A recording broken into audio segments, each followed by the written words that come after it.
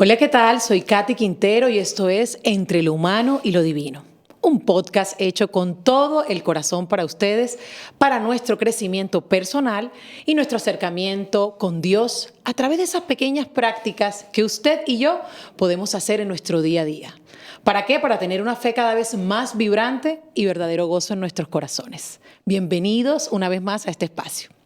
Hoy con un tema maravilloso que llevaba hace un ratico cocinando para ustedes y en el que todos vamos a aprender. Lo he titulado Nulidad Matrimonial, un testimonio de amor y de fe. Recuerden que este espacio es dedicado para la gloria de Dios y para nuestra amada Madre, la Virgen María. Sin más preámbulos, le quiero presentar a la persona que hoy me va a acompañar y que con su historia va a ilustrar muy bien este tema. Él es un padre de familia, un esposo entregado, catequista, servidor de su iglesia, servidor de la Eucaristía, pero lo más importante, es un hombre que ama a Dios, que cree y espera en Él. Bienvenido, Fernando Jiménez. Muchas gracias, Katy. Gracias por recibirme y me gusta eso de hacer esto para gloria de Dios. Así que gracias y un honor. El placer siempre es nuestro. De verdad que creo que las cosas no pasan por casualidad y Dios te ha traído aquí con nuestra madre por una razón y un propósito muy importante y sé que vamos a llevar mucha luz a muchas historias rotas. Bueno, ojalá. Así que vamos con todo el amor para ustedes. Pero como siempre saben que tenemos la tradición en este programa de hacer nuestra oración para que sea Dios quien nos dirija a través de su Espíritu Santo. Así que empecemos. En el nombre del Padre, del Hijo, del Espíritu Santo. Amén. Espíritu Santo, amor del Padre y del Hijo, yo te invoco en este momento para que hagas presencia en este lugar. Señor, hoy te pido que me des paz, sabiduría y fuerza. Hoy quiero mirar al mundo con ojos llenos de amor. Ayúdanos a ser más pacientes, comprensivos, empáticos, humildes, para poder ver a nuestros hermanos más allá de las apariencias, así como los ves tú mismo, y así poder apreciar las bondades de cada uno. Cierra nuestros oídos a toda murmuración y guarda nuestra lengua de toda maledicencia. Que solo los pensamientos que bendigan permanezcan en mí. Hoy quiero ser tan bien intencionado y bueno que todos los que se acercan a mí puedan sentir tu presencia, Señor. Revístenos de tu bondad y ayúdanos para que durante este día te podamos reflejar. Que seamos hoy, como siempre, Señor, un instrumento de tu mensaje, de tu luz y de tu verdad. Amén, amén y amén. Amén. En nombre del Padre, del Hijo, del Espíritu Santo. Amén. Amén. Y ahora sí vamos a entrar en materia, mi querido Fernando. Y yo decía, bueno, que quiero contarle esto a la gente porque es importante. Vamos a hablar de su historia. Y aquí está lo lindo de esto porque vamos a tocar un caso real que viene con hechos, que viene con argumentos y va a ser mucho más fácil digerirlo y entenderlo. Pero para empezar quisiera que nos hablaras un poquito de ti, de Fernando el niño, Fernando el joven. ¿Dónde nació Fernando? ¿Cómo fue tu formación espiritual cuando eras pequeño, cuando eras joven? Bueno, yo soy fácil de identificar, soy argentino, para los que vivimos acá en Miami, el tono es fácil de identificar. Y te voy a contar resumido para no aburrir a la audiencia. Mi fe la aprendí de chico y la aprendí de un colegio al que yo iba, católico, en donde tenía instrucción diaria de catequesis. Y entonces esa fe inicial que yo obtuve fue una fe, yo la digo que es muy técnica, ¿no? Muy ingenieril. Una fe en donde yo sabía un montón, era una base de mucho conocimiento, si querés, de la iglesia y de las normas y de la estructura, etcétera, etcétera. Pero poco pasaba por mi corazón en realidad. Entonces era una fe muy mental, si querés. Y así crecí, con esa fe mental. Después en el 2025, cuando yo tenía 25 años, me casé con Mercedes, parte protagonista de este testimonio que vamos a revisar. me vine a vivir a Miami inmediatamente, eso fue en el año 90, imagínate, y acá después tuvimos 4 hijos, y bueno, y mi encuentro con el Dios del corazón, el Dios cuando Jesús entra en mi corazón es a partir del 2003-2004. Okay. Y ahí me enamoro y me apasiono de él. Bueno, qué lindo saber que desde pequeño conocías la teoría, y yo creo que eso que dices es el reflejo de muchas historias de gente de nuestros países y de muchos lugares del mundo, donde desde pequeño nos inculcan y nos dan como la base teórica. Pero lo que tú dices es cierto, no siempre vivimos o experimentamos lo que conocemos. Hoy, después de tantos años, mirando atrás a ese Fernando niño, a ese Fernando adolescente, y tratando de contextualizarlo con lo que pasa hoy en día con los jóvenes, porque ahora además eres formador espiritual de chicos, ¿qué crees o cuál crees que sería una buena invitación de alguna práctica o algún consejo que le podemos dar a los padres o acudientes de los niños para que los ayuden desde pequeños, desde temprana edad, a empezar a vivir a Jesús más allá de sabernos esa teoría? Mira, yo tengo una charla, una pequeña cosita, si me permitís. Claro. Que le digo a los padres de mis alumnos, ¿no? Porque yo siempre digo, estamos catequizando a los niños y Jesús catequizaba a los padres, ¿no? En realidad, y jugaba con los niños. Entonces, yo trato de catequizar a los padres también. Y en una de las charlas que yo tengo con ellos, les digo lo siguiente en resumen.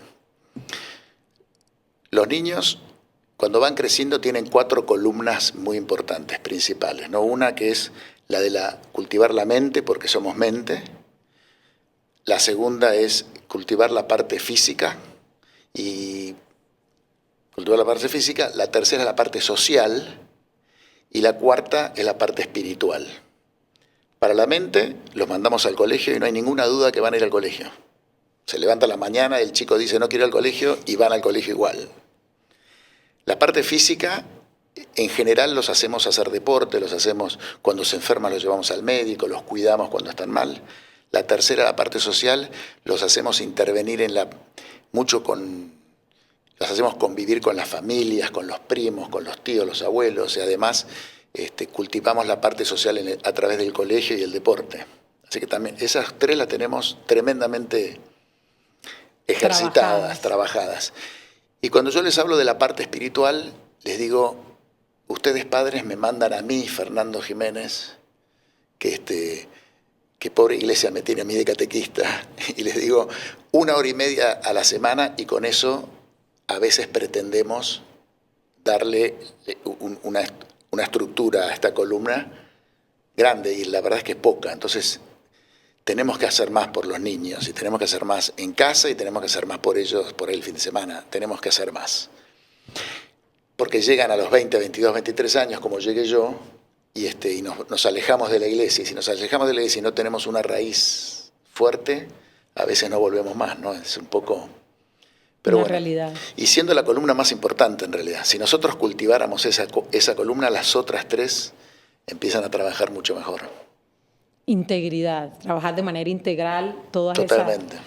Qué bonito, y es una invitación muy linda a todos los que nos están viendo, que aquí lo hemos dicho muchas veces, la importancia de que toda la familia o los acudientes de los chicos se involucren en ese proceso. No es un tema del niño, es un tema de la familia. Muy bonita esa enseñanza. Ahora, Fernando Jiménez, ¿quién consideras tú que fue tu pilar de fe en la vida? No sé si un familiar, alguien que con su ejemplo o su devoción haya marcado tu vida. A la pregunta esa se me viene a la cabeza mi abuelita, porque mi abuelita me enseñó a tener ese Cristo cercano, ese Cristo al que uno le puede hablar como si fuera un amigo que está sentado enfrente. Ella, te voy a decir una anécdota graciosa, ella me decía, Fernando, por ejemplo, vos pedile todo al Señor. Bueno, a veces tenemos pruritos para pedir. Vos pedile plata si querés plata, me decía, por ejemplo, ¿no? Un poco para exagerarlo, pero me enseñó un montón mi abuelita. Después mi padre y mi madre también muy involucrados. Qué lindo escuchar eso, porque a mí también me pasó, pero con mi abuelito y mi madre, que fueron yo creo que un sostén y fueron los que ayudaron a construir poco a poquito esa columna que nunca se acaba de construir, ¿no? Eso es un trabajo de por vida. Quiero hacer una pausa, pero ya continuamos con más de esta historia, porque ahora sí vamos a entrar en el inicio del testimonio del matrimonio y la nulidad de Fernando y su esposa Mercedes. Ya volvemos. Bienvenidos otra vez aquí a Entre lo Humano y lo Divino. Y seguimos aquí conversando con Fernando y queremos ya entrar en materia con tu pareja. Aquí sale la coprotagonista de esta historia, Mercedes. ¿Cómo la conoces? Bueno, la conozco de hace mucho tiempo, desde antes de casarme la conocía ya. Una historia muy linda. Y va a ser una historia entre lo humano y lo divino también, ¿no? Porque hay una intervención humana y divina en esta historia Total. de amor y de nulidad. La conozco cuando tenemos esos 18, 20 años, pero después ella tiene un casamiento anterior, porque la nulidad viene por parte de ella y no por parte mía. Ella tiene un casamiento anterior y después cuando se divorcia, ahí nos enamoramos y nos casamos luego.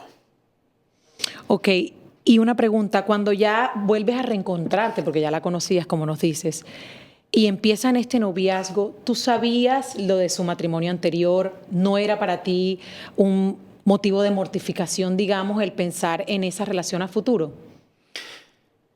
Qué buena pregunta. Nunca me la habían hecho, mira vos. Es que yo cuando empiezo a salir o a verla a ella, no salgo con intención de enamorarme de ella. Entonces, como era amiga, yo salgo a consolarla. Y en el consuelo nos enamoramos. Y a partir, yo cuando tuve esa pasión por ella, ya fue difícil volver para atrás, digámoslo así. Correcto. Cargando el peso de la falta del matrimonio sacramental en ese momento. ¿Cómo te sentías cuando ya, bueno, te das cuenta, esto no tiene reversa, la amo, pero está esta situación? En ese momento, ¿tu corazón ya deseaba un matrimonio sacramental o tomas la decisión con ese sentimiento de, bueno, es lo que está y amo a esta mujer y quiero vivir con ella el resto de la vida? Quiero vivir con el resto de la vida. Nosotros nos hincamos en una iglesia para decir este matrimonio te lo regalamos a ti, a pesar de que no podíamos tenerlo sacramentalmente. Y cuando fue un peso, de todas maneras yo en ese momento no estaba tan... Iba el domingo a misa, pero era esos católicos por ahí que manejaban el menú del catolicismo. Voy el domingo a misa, pero si tengo un partido de voleibol que me divierte más, me lo perdí a la misa. Era un poquito esa relación con Cristo en un momento. Un poquito esa relación por ahí del miedo de irme al infierno si no cumplo, esa relación que es que nos da por ahí una relación infantil, ¿no? Con el Señor. Una relación que está hoy cambiada, por suerte. Gracias a Él y a la Virgen que siempre nos cuida y nos trae así de la manito hasta Jesús. Cuando ya están en este proceso, se van a la iglesia y bueno, que me parece muy bonito que lo hayas compartido, de que se hincaron y decir, bueno, esto es lo que hay, Señor, pero tratando de buscar siempre ese acercamiento con Él.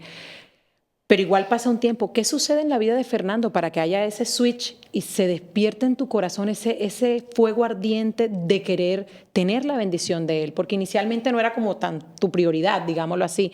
Pero ¿qué pasa en tu vida? ¿Hay algún episodio que te acercó mucho más a Dios? Sí, ese hincamiento pasó en el año 90. Yo para tener relaciones de los años, ¿no? Pasó en el año 90. Tengo una vida muy exitosa profesionalmente, con lo cual me aleja más de Dios, que tradicionalmente a veces pasa eso. Y después tengo un momento de una caída profesional, una bancarrota, si querés, pero profunda, de un negocio grande, etc. Y ahí es donde yo vuelvo a ver, me enojo inclusive con Dios en ese momento, porque le digo a Dios, Señor, yo te entrego todo mi esfuerzo, todos mis dones, todas mis horas, y sin embargo pierdo plata y quiebro y soy un mal empresario, etcétera, etcétera, ¿no? Y tengo ese diálogo que me enseñó mi abuelita originalmente y tengo ese diálogo profundo con él y, y entonces él me guía de vuelta a él a través de un amigo que me invita a un retiro. Pero yo enojado con Dios no quería hacer un retiro, sino que quería hacer algo como self-improvement.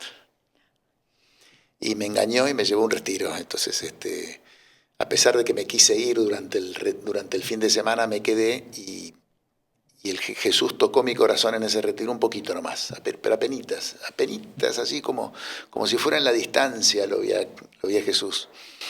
Pero fue suficiente.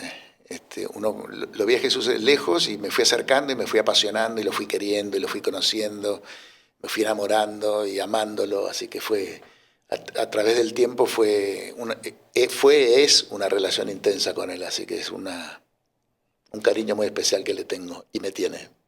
Lección para todos de no digan que no a los retiros, nunca sabemos qué va a pasar y yo siempre digo, créanme que todos salimos de una manera diferente y siempre es mejor.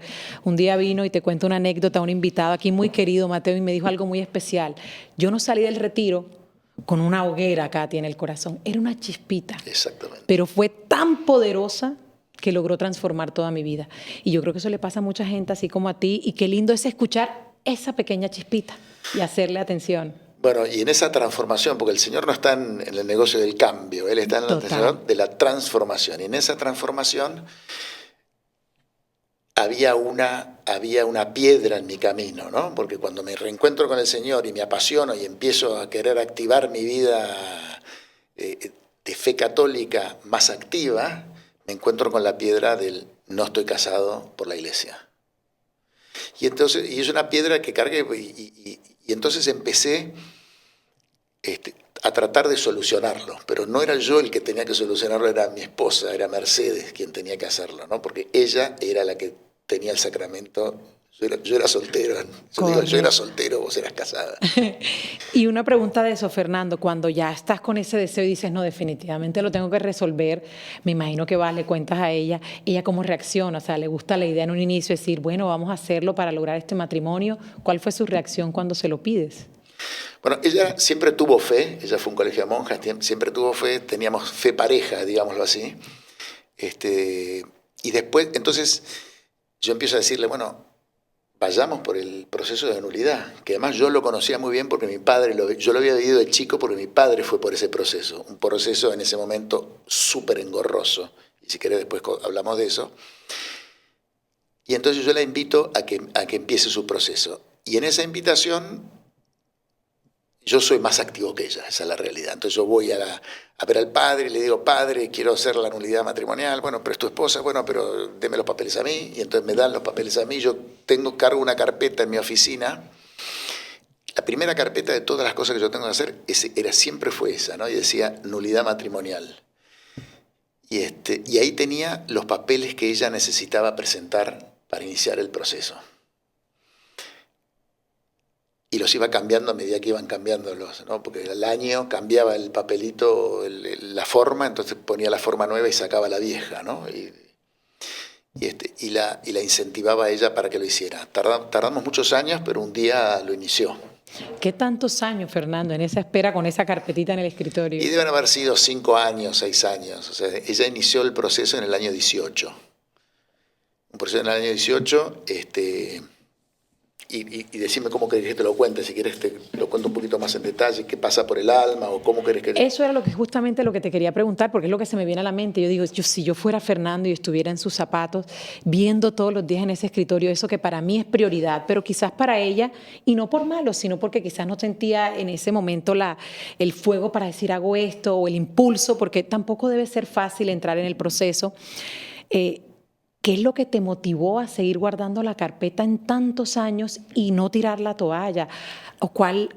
¿Qué papel juega la oración en ti en ese momento que dices, esto es lo que me sostiene? Bueno, la oración, los amigos, la comunidad entera me veía no comulgar y a pesar de ser muy activo en la iglesia y me veían llegar al Padre con los brazos cruzados, entonces tenía mucha gente de la comunidad que rezaba y hacía esfuerzos para que esto finalmente sucediera. Así que yo no tenía ninguna duda que iba a suceder. A veces inclusive, y esto es como, sí, te lo digo como chiste, como algo gracioso. Yo decía, bueno, señor, tú querrás que esto no salga porque me querés garantizar, yo sé que no me voy a morir en pecado, le decía, ¿no? Entonces yo sé que mientras esto no suceda, yo no me voy a morir. Bueno, pero era un acto de fe. Tú estabas claro en Claro. que Dios en algún momento, en sus tiempos perfectos, y eso te digo, de verdad que qué ejemplo para todos, porque usualmente nosotros pedimos cosas, pero la inmediatez nos mata, ese deseo de que todo sea instantáneo, y tú eres un ejemplo real, ojo, para todos aquellos que a veces dicen, no, yo no me puedo esperar hasta el matrimonio, o no, uy, no, eso es mucho tiempo, y tú ahí 5 años con la fe de que iba a suceder. Me encanta que lo compartas. Y te pregunto una cosa, ya cuando pasa ese tiempo, ¿qué sucedió para que ella dijera finalmente sí lo quiero hacer? ¿Y cuál fue ese primer paso que dan ya como pareja para iniciar el proceso? Simplemente un día dijo que sí, se sentó en la mesa y empezó el proceso. Así de mágico fue. Así que el Señor la debe haber tocado de alguna manera para que lo iniciara. Necesitamos 2 testigos, así que hubo 2 testigos. Uno fue la hermana de ella y otro fue un íntimo amigo nuestro, que era amigo de aquella época, así que conocía el matrimonio de ella inclusive, etc. Así que con esos 3 personajes, mi mujer y dos testigos, se inició el proceso. Es un proceso que la iglesia te hace como muchas preguntas, no sé si 85 o 100 preguntas, y algunas repetidas y algunas de otros ángulos, etcétera, etcétera.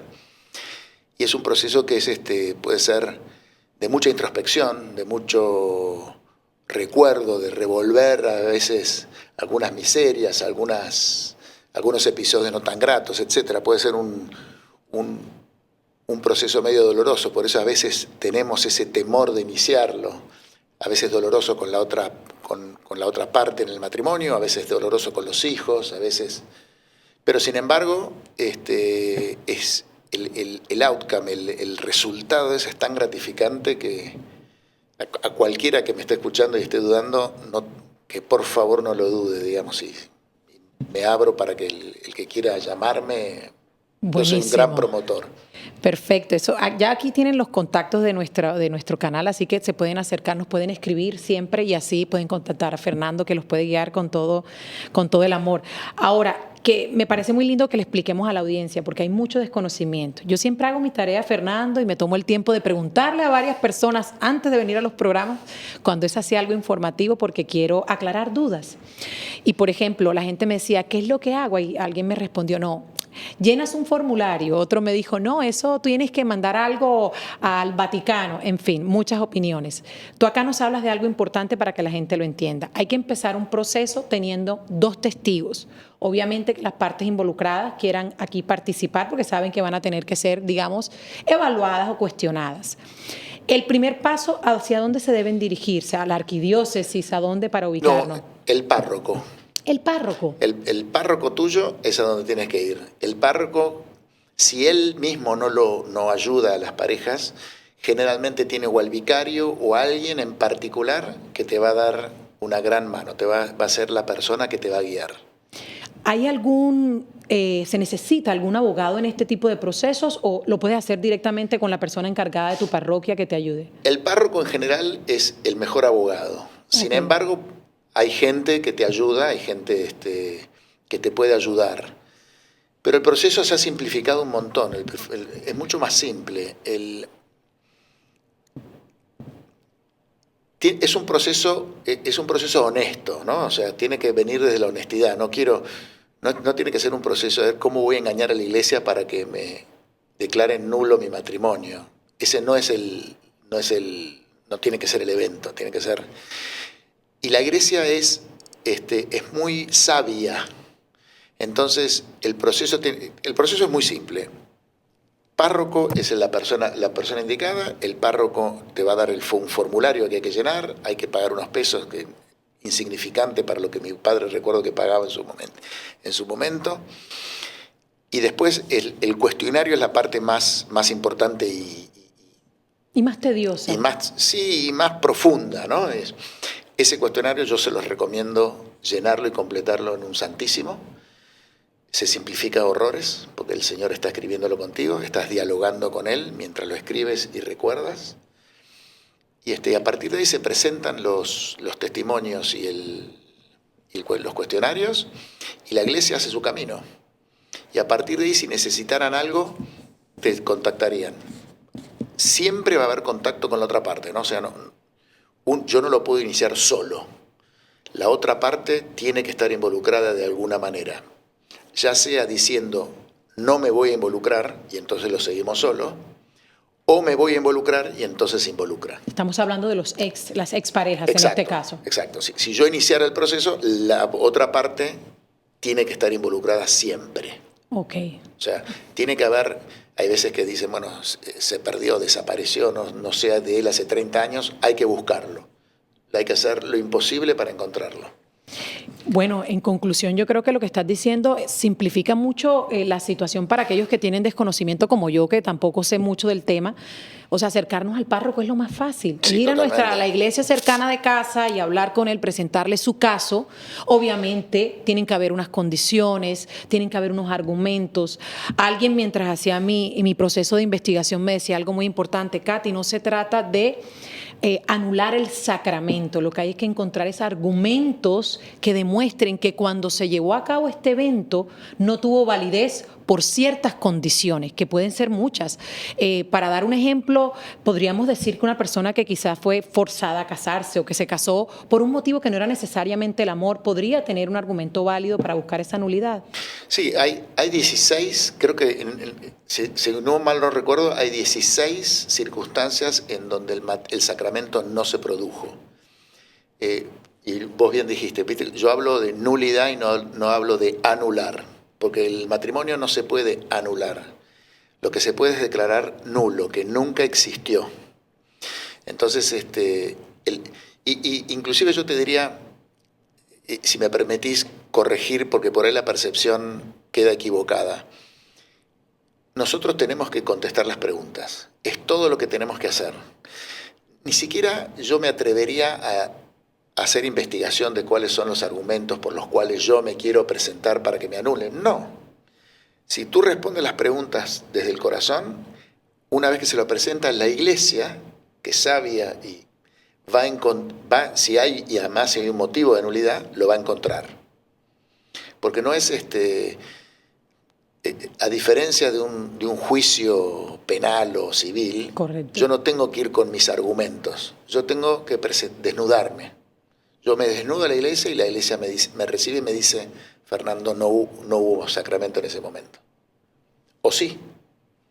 Me encanta que lo aclares y es muy bueno para los que nos están viendo porque también, y quiero hacer esto yo también como una aclaración para todos, ojo, este programa no es con la intención de decirles, ay, hoy te casaste, ya me aburrí, pues mañana me caso con otro, qué lindo, ya la iglesia me anula, como solemos decir incorrectamente, el matrimonio. No, ese no es el objetivo. Por el contrario, lo que queremos decir es, la iglesia en su misericordia y en su búsqueda de justicia está abriendo una ventanita para aquellas personas que están buscando estar cerca de Dios. El caso de Fernando no era me quiero casar y quiero volver a tener una fiesta. El caso de Fernando era quiero estar bajo la bendición de Dios, quiero volver a comulgar. Y ese debe ser el objetivo, mi cercanía y mi relación con Dios y que haya esa bendición de la pareja, que caminemos juntos hacia esa santidad, no simplemente un evento social o algo así. Y qué bueno que lo tengamos claro aquí para no malinterpretar el objetivo de este espacio que hoy lo estamos haciendo de verdad con mucho amor. Y pensando en eso, vamos entonces avanzando en tu proceso. ¿Cuánto dura el proceso de Mercedes y Fernando hasta que finalmente les dan la respuesta? El nuestro duró más y duró como un año nomás. Pues el nuestro duró más porque mi mujer presentó los papeles en inglés y los otros en español. Y entonces tuvieron que hacer una especie de traducciones. Entonces duró un año. O sea, presentó mi mujer y al año ya estaba resuelto el caso, con lo cual hoy tiene una velocidad fenomenal. Así que anímense a hacerlo. Es relativamente fácil. El Papa Francisco simplificó mucho el proceso. Él tiene interés de acercar a los divorciados y vueltos a casar a la iglesia. Qué belleza. Hablabas de algo muy interesante, de que las partes deben estar involucradas. ¿Qué sucede en un escenario donde quizás, supongamos que el ex esposo de Mercedes hubiera dicho, yo no quiero colaborar? En esos escenarios, ¿Qué sucede? ¿Cómo reacciona la iglesia ante esa negativa? Acepta la no colaboración, por supuesto, y le da un tiempo para que colabore, digamos, en este caso Mercedes prepara los papeles, la iglesia se los manda a donde está el ex marido, en este caso fue en Buenos Aires, se lo mandaron a Buenos Aires y lo llamaron a él y le dieron una cantidad de días para que fuera a revisarlos y a presentar su descargo de alguna manera. Lo invitaron también, anteriormente lo invitaron también a que él complete el cuestionario y tiene todas esas posibilidades de hacerlos en conjunto, de revisar lo que la otra parte pone o directamente decir no me interesa y se separa del caso y el caso sigue de cualquiera de las tres maneras. En el caso de Mercedes, Matías, que era el ex marido, fue un gran colaborador, fue una persona, como uno de mis hijos dice, fue una persona santa, la verdad, de primera. Si querés te cuento una cosita rápida. Claro que sí. En mi ansiedad de resolver este tema, Matías me dice, Fernando, yo respondo las preguntas, no hay problema, entonces, pero no me hagas escribirlas. Entonces yo me propuse a entrevistarlo y grabarlo y escribirlas yo en vez de él. Y entonces así lo hicimos. Nos pasamos 4 horas yo preguntándole las preguntas y él respondiendo y yo grabando. Y cuando las escribo y se las presento al sacerdote, a nuestro guía, me dice, no, Fernando, no entendiste nada. Me dice, no. Él tiene que hacer los papeles, no puedes hacérselos tú. No puedes entrevistarlo, no puedes. Tiene que hacerlo. Y entonces, bueno, ese procesito que traté de acelerar no funcionó. Después de haber viajado hasta Argentina a entrevistarlo. Bueno, estaba en un viaje en Argentina, no es que fui especialmente, pero sí. Pero igual el tiempo que de los dos, pobrecito. De ambos, pobrecito. Pero habla muy bien de él también, la verdad que fue un ángel. Para aclarar una última pregunta en este segmento, Fernando, que es importante. ¿Qué pasa en los casos que, por ejemplo, digamos, la gente, ya nos dices, si no quieren colaborar, la iglesia los continúa apoyando? Hay una confusión entre las personas, por ejemplo, en el caso que se hayan divorciado, ¿sí? Y no hayan vuelto a tener pareja. Tuve la pregunta, me decía la señora, yo me divorcié y no volví a comulgar, pero no me he vuelto a casar eclesiásticamente. La iglesia permite que las personas que se han divorciado pero no se han vuelto a casar puedan comulgar. Y en el caso de los viudos, por ejemplo, ¿cómo sucede ahí el tema de que si tuviera un matrimonio eclesiástico pueden volver a casarse por la iglesia? ¿Cómo funciona o deben hacer una nulidad? No. El pecado por el cual yo no pude comulgar durante 30 años, que ese fue el gran dolor que yo tenía, y además de no tener el sacramento del matrimonio, el pecado es técnicamente, ahora me pongo el gorro técnico, técnicamente es la fornicación fuera del matrimonio. Entonces la iglesia no nos permite tener sexo fuera del matrimonio, que es lo que me pasaba a mí técnicamente con Mercedes. Entonces un divorciado que no vuelve a tener una relación no está en pecado, digamos, de fornicación. Podría tener, si mató a alguien, tendrá otro pecado, pero ese no le impide, el divorcio per se no impide que comulgue. Digamos que puede comulgar libremente.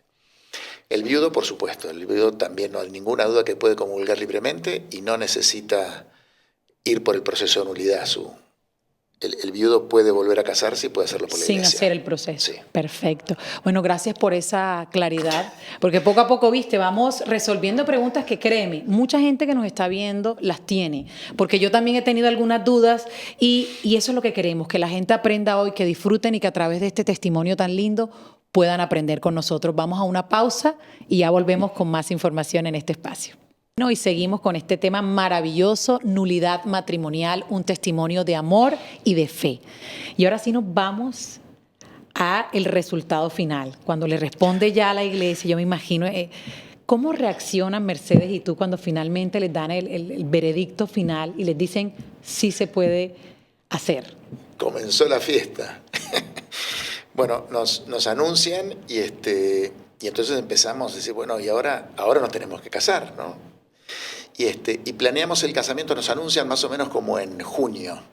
Y entonces, bueno, casémonos en marzo, ¿no? Que es una fecha acá bastante bastante fácil y común y decidimos casarnos en marzo y ponemos la fecha en marzo 28. Y entonces toda mi familia se alista para venir, compran pasajes, todos mis amigos y toda esa gente, esa comunidad que venía rezando y venía arengando y venía promocionando y venía esperando que esto sucediera. Teníamos que hacer una gran fiesta. Eran más de 400 personas a una ceremonia y una fiesta para celebrar. Y mi papá, y ahora si querés te cuento un episodio cortito, Claro. rápido, mi papá, que es un tipo de mucha fe y pasó por este proceso, cuando me salió la nulidad me dijo: Fernando, entonces ¿cuándo te casas? ¿La semana que viene? No, papá, en marzo con 400 personas. No, tenés que hacerlo la semana que viene en secreto y tú y tu familia solamente. Le digo: no, papá, quiero compartirlo con esta comunidad. No, Finalmente entendió y cuando finalmente me casé me dijo: Fernando, qué lindo fue tu casamiento y qué humilde, ¿no? Y yo dije: bueno, gracias, viejo, y espero que hayas entendido. Y perdón por todos los argentinismos que estoy diciendo. No. Entonces, 28 de marzo del 2020, el 12 de marzo, 13 de marzo se cierra el mundo y la pandemia viene, entonces nuestro matrimonio quedó suspendido. Como todo en el mundo quedó suspendido. Paralizado. Entonces, inmediatamente que eso pasó, me fui a buscar fecha más adelante y encontré que el salón donde yo iba a hacer la fiesta tenía abierto el 18 de octubre, o 18 de octubre. Del 20. Del 2020.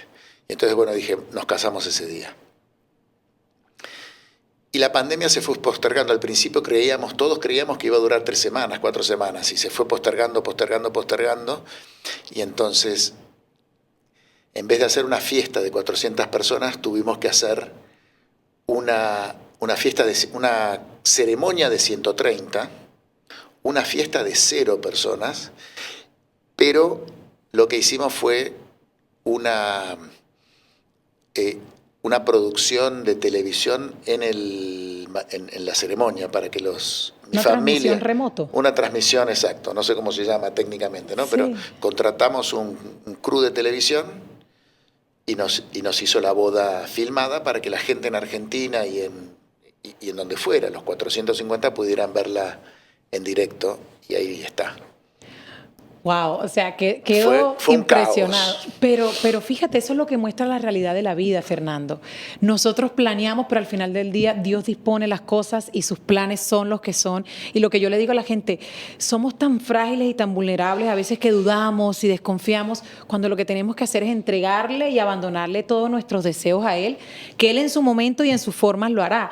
Esperaste tantos años, ¿cuántos años esperas? O sea, ¿cuánto llevabas ya de casado con Mercedes para casarte? 30 años. 3 décadas, señora, y usted me está viendo en casa, 3 décadas, 30 años para esperar hijos. 4 hijos, y este señor dice: ¿sabes qué? Me voy a casar como Dios lo permita. Y fue así, transmitiéndolo por remoto. Yo creo que es una lección maravillosa para todos aquellos que de pronto llevan 2, 3 años de matrimonio y ya queremos salir corriendo, porque a veces no nos entendemos ni nosotros mismos y no buscamos esa espiritualidad que al final del día, ese ejemplo de María para nosotras las mujeres es lo que nos va a ayudar a fortalecernos en los momentos que todos sabemos todo matrimonio va a tener. Hoy, después de estos 30 años, tú te casas ahí, estás ahí en esa ceremonia con tus 4 hijos ya grandes. El momento más importante, me imagino yo, no fue solamente decir el sí, porque el sí ya lo habían dado antes ustedes. ¿Cuál fue el momento más especial para ustedes dos? El momento más especial fue el sí, pero el segundo, muy cerquita, fue comulgar después de 30 años de vuelta. O sea, 30 años sin comulgar, volví a comulgar en esa ceremonia y me quebré porque el sacerdote nos invitó a los dos a ir a comulgar al altar, allá al costado del altar, que fue mi primera sorpresa, ¿no? Y yo sabía que iba a ser para mí muy emotivo. Y nos invita a comulgar, y la iglesia entera sabía de este momento, porque la iglesia entera me vio sin comulgar durante todo ese tiempo. Entonces yo la miro a Mercedes comulgar y me emocioné. Comulgo yo y me emociono. Y ahí no sé si escuchan los aplausos, pero esos aplausos son de eso, ¿no? La celebración de tu comunión. Sí, de este sacramento que también me faltaba. Un momento no me puedo imaginar, porque a mí también me conmueve muchísimo lo que pasaba por tu corazón en ese momento y lo impactante que debió ser volver a tener el privilegio, porque es un privilegio de recibir a nuestro Señor en esa hostia con tu esposa al lado, bajo la bendición de Él. Y creo que es un premio muy merecido tanto para ti como para Mercedes y para sus hijos, para su hogar, el después de tanto tiempo de estar ahí esperando con fe. Sigue siendo desde el principio de esta historia hasta ahora un gran ejemplo para nosotros, y también hay algo que quiero resaltar porque lo mencionaste, tu padre te dijo que qué lindo y qué modesto, qué bonito fue que no se enfocaron en lo impactante o en lo grande que podría ser el evento, sino en el significado que era que iba a tener realmente para ustedes y para su vida. Te casas, pasan todo este proceso, logran celebrarlo a su manera y como se podía en ese momento, porque eran unas circunstancias mundiales. ¿Cómo cambia tu relación de pareja en el momento en que lo ponen a él como el centro y el guía y la bendición de todo? El antes y el después de ese matrimonio. Bueno, cuando uno pone a Dios en el centro de tu matrimonio, cambia sin ninguna duda, es una manera indescriptible. Y el Señor entra en nuestro matrimonio un poquito antes de que nos casemos sacramentalmente, unos años antes. Y nosotros dos lo conversamos con Marcelo, le digo, seguramente no vaya a cambiar mucho más una vez que vayamos por el sacramento. Pero inmediatamente después los dos coincidimos hoy mismo, ¿no? El sacramento nos cambió aún más. Nos cambió más en nuestra relación con nosotros, en nuestra relación de iglesia, en nuestra relación con los hijos. Y en esa sintonía fina con el Señor, es difícil describirlo, ¿no? Lo mismo me pasó con la Eucaristía. En la Eucaristía yo era un activo participante de la iglesia, iba a misa todos los días ya, antes de poder comulgar. Y sin embargo, a partir de volver a recibir la Eucaristía, yo le digo a mis amigos, yo empecé a caminar a 5 metros de altura. Fue otra sensación, levitaba, era otra. Lo mismo pasa con el sacramento de matrimonio. Es un gozo, ¿no? Yo Sí, te puedo imaginar, porque te digo, de verdad, cuando veíamos las imágenes después de 30 años poder hacer esto, y ahora qué lindo que lo hace junto con ella, porque pues van a la misa juntos y ambos pueden comulgar, y aparte un ejemplo maravilloso para tus hijos, porque ahí se siembra la semilla que se le queda a ellos para toda la vida. ¿Cómo calificarías hoy, después de haber pasado por este proceso y que tu padre también lo logró porque tuvo un resultado satisfactorio, aunque fue en aquella época más complejo y más largo, más extenso? ¿Cómo calificas la labor de la iglesia y cómo fue esa experiencia tuya con ellos? Con respecto al proceso, la mía fue maravillosa, la de papá fue mucho más dura, pero la mía fue larga porque me costó que Mercedes lo iniciara, pero vale la pena. Digamos, si tuviera que darle un consejo a los que lo están pensando, no lo duden un instante y sepan que el diablo se va a meter en el medio. El diablo les va a dar las 200 razones por las cuales no hacerlo. Pero háganlo. La iglesia es sabia, la iglesia es abrazadora, es cariñosa, así que no lo duden un instante.